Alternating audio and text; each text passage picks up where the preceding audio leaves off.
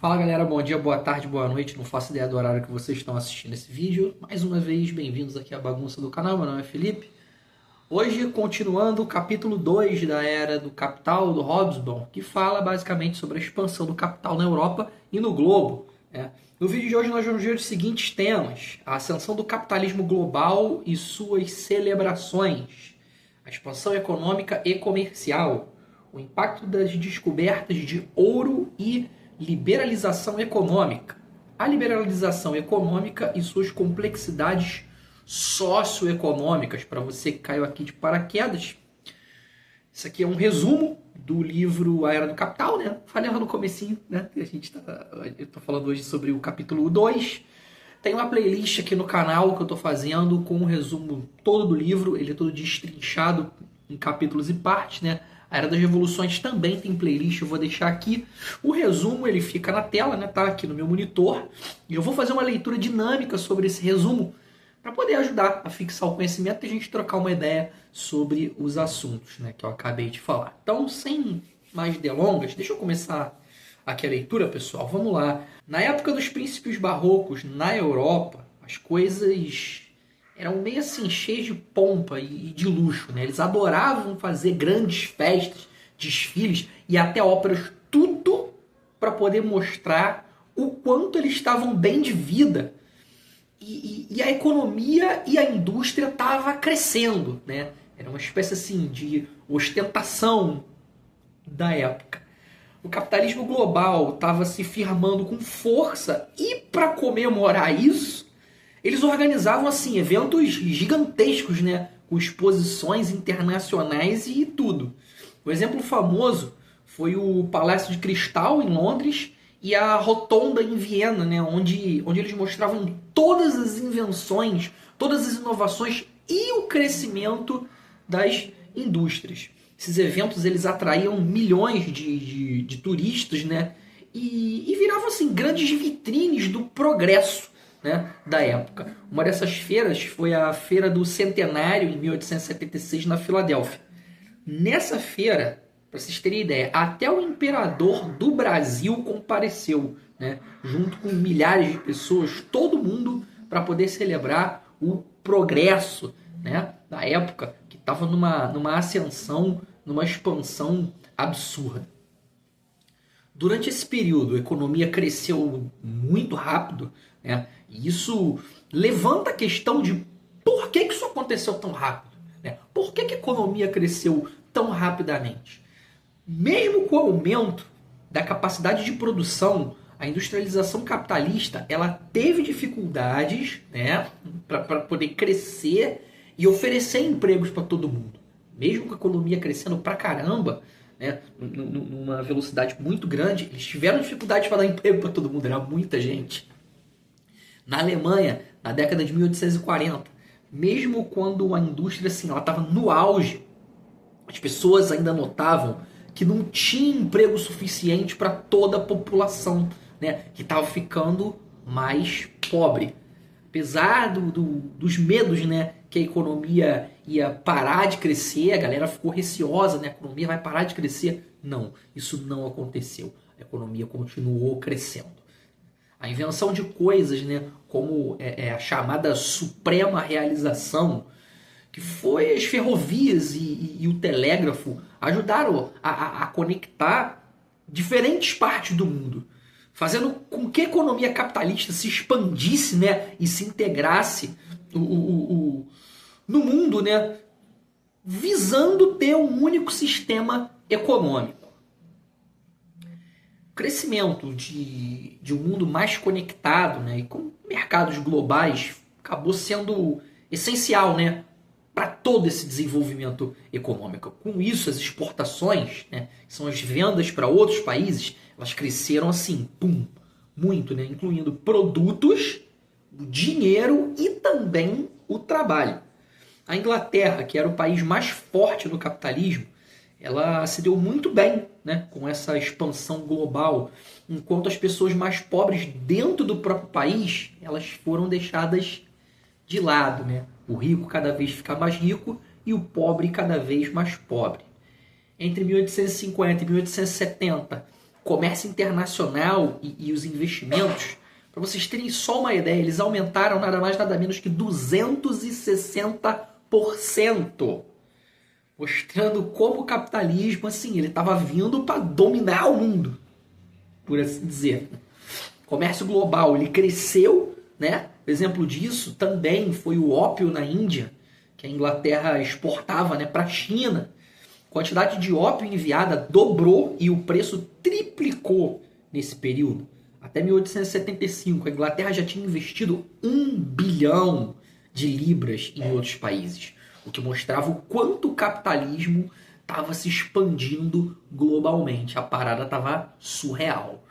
No século XIX, né, várias descobertas importantes aconteceram, como o ouro na Califórnia e na Austrália após 1848, que fizeram com que a quantidade de dinheiro, né, que estava disponível no mundo, cara, aumentasse bastante. Isso ajudou a diminuir a sensação de que faltava dinheiro e também deu assim, um empurrão para o aumento dos empréstimos e do crédito.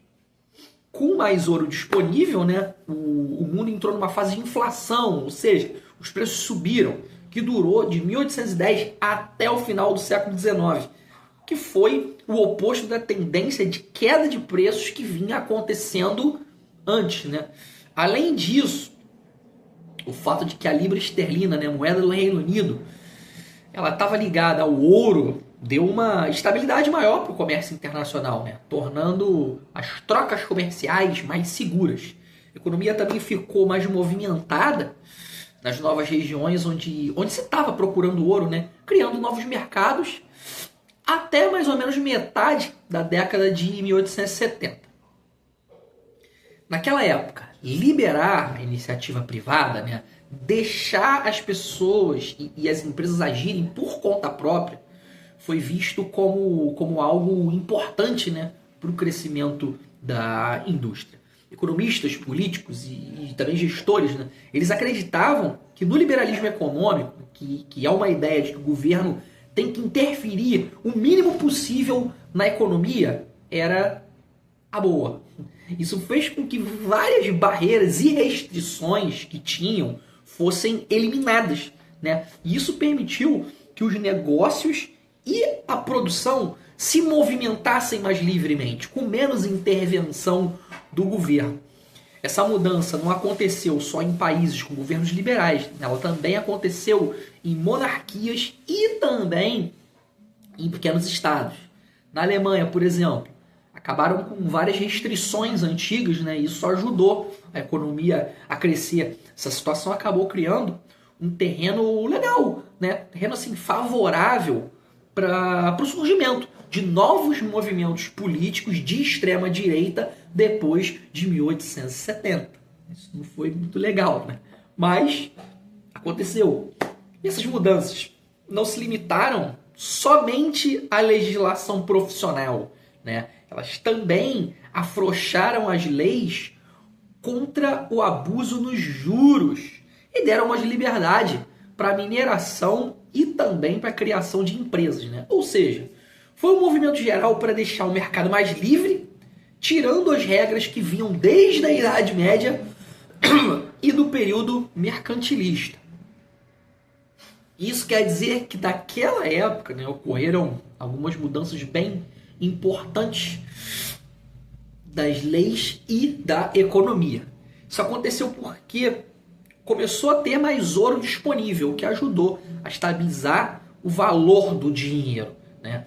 Além disso, as ideias de deixar a economia mais livre, sem tantas regras do governo, começaram a ganhar força, né? O que também ajudou o progresso das indústrias. Por causa disso, mesmo que o século em geral estivesse passando por um período de preços caindo, né, de deflação, essas descobertas do ouro e as mudanças na economia criaram um momento que os preços subiram, né, que teve a inflação. Isso, por sua vez, ajudou a economia a crescer e abriu novos mercados para as pessoas fazerem novos negócios. Na década de 1860, a Inglaterra foi uma das primeiras a deixar de lado o protecionismo que é quando um país ele coloca assim, taxas altas sobre os produtos importados para proteger, né, as suas indústrias locais. Em vez disso, ela manteve algumas taxas alfandegárias, que são os impostos sobre os produtos que vêm de fora, só para arrecadar dinheiro, não para proteger a sua economia. Ao mesmo tempo, vários países começaram a simplificar o sistema de dinheiro que era usado internacionalmente, né? E assinaram acordos de livre comércio, que reduziram as taxas entre as principais nações industriais. Mesmo países como a Rússia e também a Espanha, que assim, eles não eram liberais, eles acabaram se envolvendo um pouco, né, nesse movimento. Por outro lado, os Estados Unidos decidiram continuar, né, com uma política protecionista, protegendo as suas indústrias com altas taxas, né? Mas na década de 1870, eles começaram a fazer algumas mudanças nessa postura, embora ainda mantivessem assim, um mercado interno bem fechado. Entre 1867 e 1875, teve mudanças importantes nas relações entre patrões e empregados, né? Especialmente na Inglaterra.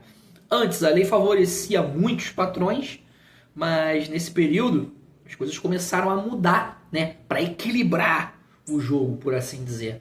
Algumas leis antigas, como a lei do senhor e do empregado, vamos dar uma conferida nela, elas foram ajustadas para que tanto patrões quanto os empregados fossem tratados de maneira mais justa, né, quando eles quisessem romper um contrato, né. Também as barreiras legais que dificultavam a criação de sindicatos e o direito de fazer greve foram retirados. A galera podia fazer greve agora e também fazer sindicato. Outros países, como a França e a Espanha, também começaram a suavizar as suas leis em relação aos sindicatos, embora nem sempre assim, fosse preciso mudar a lei para que as coisas melhorassem. A relação entre essas mudanças nas regras e o progresso econômico não era direta, né? Ou seja, as coisas não aconteciam assim de forma tão simples, né? Tinha algumas complicações. Mesmo que a liberalização, né, permitiu mais liberdade para empresas e mercados, elas tenham ajudado a economia a crescer, né, e incentivado os negócios, ela não resolveu todos os problemas por si. Na Europa, as mudanças mostraram que as pessoas confiavam na ideia do liberalismo econômico, mas o impacto disso, né, variava bastante. Não era toda a classe que apoiava, não era todo mundo que acreditava, teve muitos prós e contras. Os ingleses estavam muito empolgados com o comércio livre, mas em outros países, né, além dos Estados Unidos, eles só aceitaram isso porque acreditavam que era uma parada inevitável, né, porque fazia sentido para as suas economias entrar na onda do liberalismo. Assim, né, o comércio livre avançou, também por causa de ideias liberais e no desejo, né, de algumas economias no crescimento, né, mesmo que essas economias estivessem também pensando nos seus próprios interesses, né, investir no crescimento geral e também nos próprios interesses. Rapaziada, pontos importantes do resumo de hoje. Celebrações, procissões e óperas exibiam o triunfo econômico e industrial aos governantes. Exposições internacionais em Londres e Viena mostraram o crescimento das manufaturas atraindo turistas. A industrialização enfrentou desafios para expandir, mas avanços como estradas de ferro e telégrafos integraram a economia capitalista globalmente. A Inglaterra liderou investimentos no exterior, o comércio mundial floresceu, destacando produtos como ópio na Índia Britânica. Califórnia e Austrália multiplicaram os meios de pagamento, promovendo uma era inflacionária e intensificando a atividade econômica em novas áreas. Queda de barreiras institucionais favoreceu o progresso industrial, inclusive em monarquias absolutas. A queda das restrições corporativas e controle governamental promoveu o crescimento econômico. Apesar de incentivar a iniciativa privada, a liberalização não resolveu todos os desafios econômicos e sua relação com o progresso econômico era bastante complexa. Galera, esse foi o resumo da segunda parte do capítulo 2 da Era do Capital. Espero que vocês estejam gostando. Espalhe o conhecimento aí pra galera. Se tu curtiu o conteúdo, deixa um like aí, se inscreve. Se tiver um conhecimento complementar, alguma indicação de leitura, deixa aí pra rapaziada que vê, né? Se sentir à vontade, pesquisar e até a gente pode aprender junto. Beleza? Eu vou ficando por aqui. Valeu, falou. Próximo vídeo, terceira parte do capítulo 2. Abraço.